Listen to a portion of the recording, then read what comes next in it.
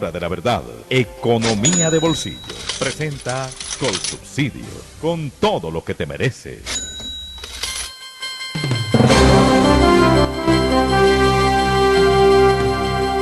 Doctor Álvaro Cámara, muy buenos días.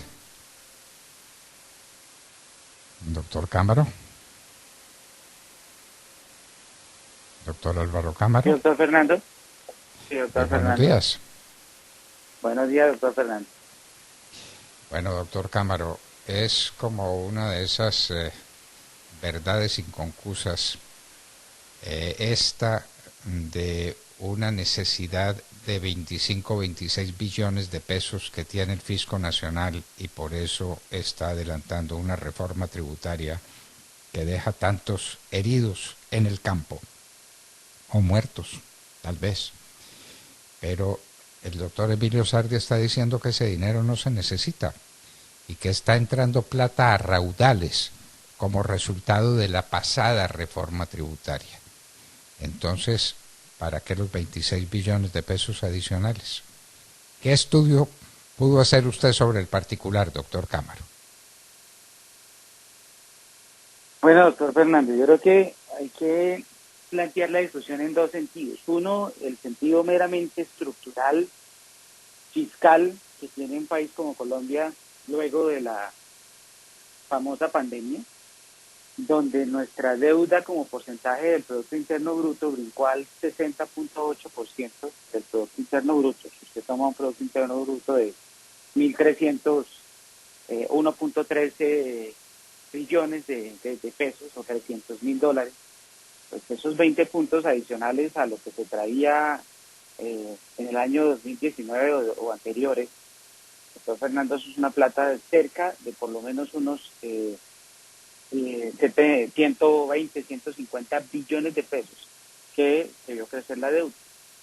Y adicionalmente usted tiene en cuenta que el déficit fiscal se nos disparó al 7.6% del PIB, que este año va a converger al 5.6, entre otras cosas, gracias pues a un recaudo tributario que está a mejor ritmo, pero que en el largo plazo veníamos de promedios de déficit de 3.8%. Doctor Fernando, tenemos una desviación de más o menos 2 puntos porcentuales del Producto Interno Bruto versus lo que el país manejaba antes de la pandemia y antes de que tocara que salir a rescatar el aparato productivo. Y doctor Fernando, 2 puntos del PIB son básicamente 27, 30 billones de pesos que necesita el país básicamente para poder ajustar su déficit fiscal estructuralmente a unas metas que converjan a ser fiscalmente viable el país. Luego, cuando uno va y mira en estricto sentido puro la necesidad fiscal de recursos que existe, pues yo me alejo de pensar en que la plata no se necesita, la plata se necesita. Y se necesita un sistema fiscal eficiente, se necesita un sistema fiscal progresivo, y se necesita un sistema fiscal donde la igualdad horizontal y vertical exista. Otra discusión es que el planteamiento como se esté dando de parte del ministro Campo realmente abarque estas condiciones de progresividad del todo. Y ahí volvemos a la discusión, en esta reforma tributaria no se está tocando el IVA, y el IVA debería ser una de las fuentes de discusión, y no se toca por obvias razones, porque el IVA se le puede volver un problema como se le volvió al ministro Carrasquilla en su momento cuando intentó también una reforma tributaria de 25 billones de pesos hace 2 años que hubo el estallido social, también promovido por actores que hoy día están buscando la misma cantidad de plata.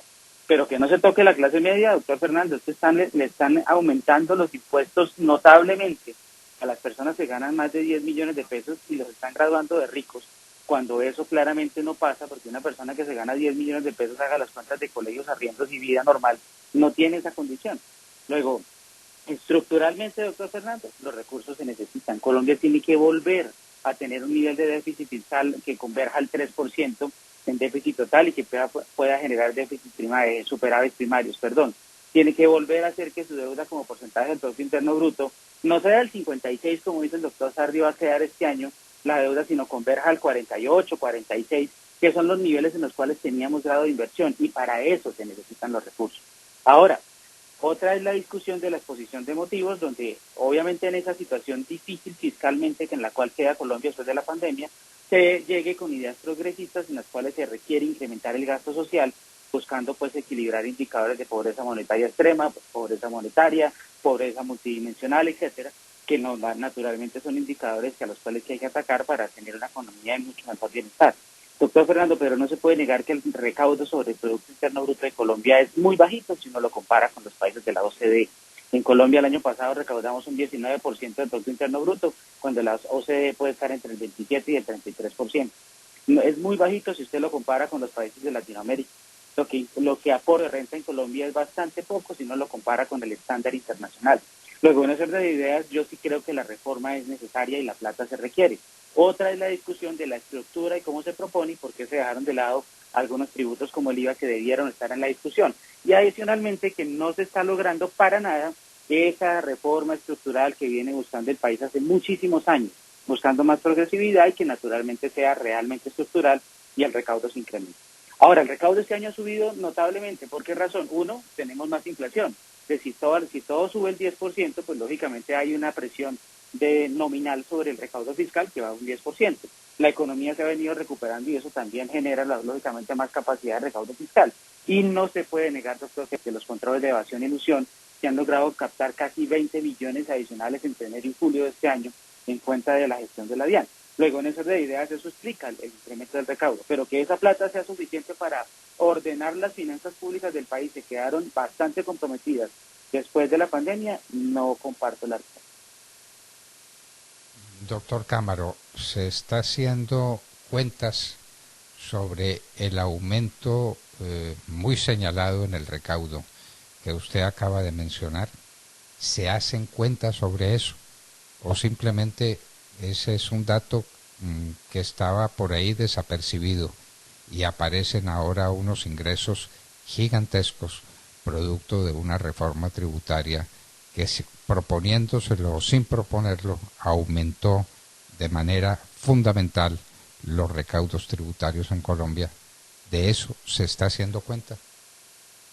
Sí, doctor Fernando, de hecho ya, inclusive el director de la DIAN anterior del gobierno Duque ya había propuesto pues de revisar la meta de recaudo a la alza del año. Sin duda alguna, doctor Fernando, mucho del mayor recaudo se pensó, esto no es caso fortuito.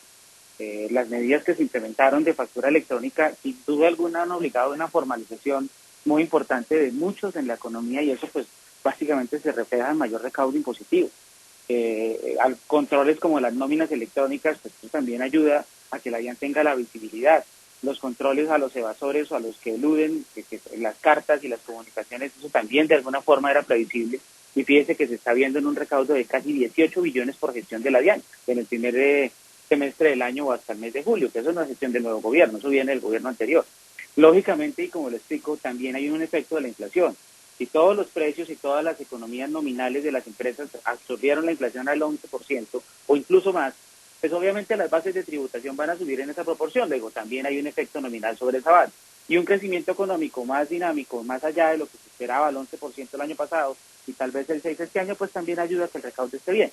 Ahora, ¿eso qué va a hacer? Pues va a hacer que el déficit fiscal pueda terminar el año 2022 no en el 5.6, sino en el 5.4 o en el 5.5 y nos ayude de alguna forma a tener un resultado un poco mejor. Pero es que un déficit fiscal del 5.5 para una economía como la colombiana no es el ideal, lejos de ser el ideal. Nos faltan 2 puntos de ajuste, doctor Fernando, y eso en un año son fácilmente 30 billones de pesos. Luego, de alguna manera, si se quiere incrementar el gasto social con políticas progresistas, como lo propone hoy día el gobierno Petro, pues no lo va a poder hacer con la pura inercia del recaudo tributario y tiene que salir a buscar esa plata naturalmente para hacer aparentemente la redistribución que se está buscando. Luego, cuenta si se está haciendo, va a ayudar a que el déficit fiscal sea menor este año, que tal vez la deuda converja al 56% del Producto Interno Bruto, como lo dice el doctor Sardi, pero ese no es el nivel adecuado de deuda para recuperar el grado de inversión y para tener una economía sana desde el punto de vista económico. Luego, aquí hace falta recursos para poder seguir regularizando la situación fiscal del país.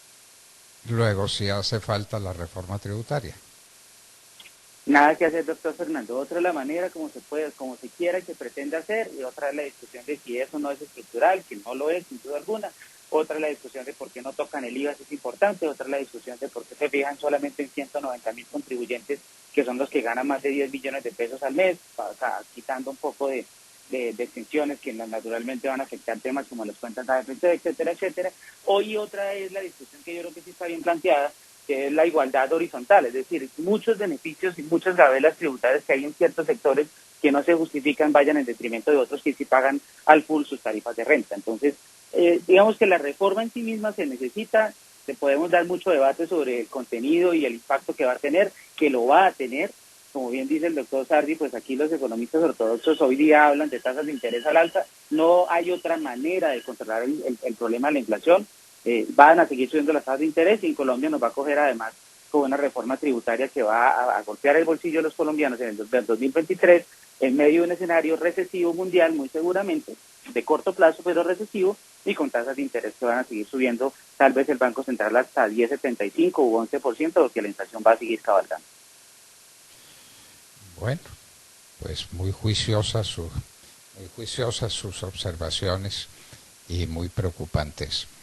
Pero la verdad es que de estas cuentas del doctor Emilio Sardi nadie estaba hablando, y es bueno que se hable de todo el conjunto. Y está entrando una cantidad de dinero que no estaba entrando, ¿no? Es verdad. Así es, doctor. Así es, y afortunadamente eso nos ayuda para que el tema, insisto, de la deuda y del déficit pueda estar mejor, y eso es una buena noticia, sin duda alguna. Pero no soluciona ni quiere decir que no se requieran más ingresos para estabilizar fiscalmente el país. Pero probablemente no esa reforma tributaria como está planteada.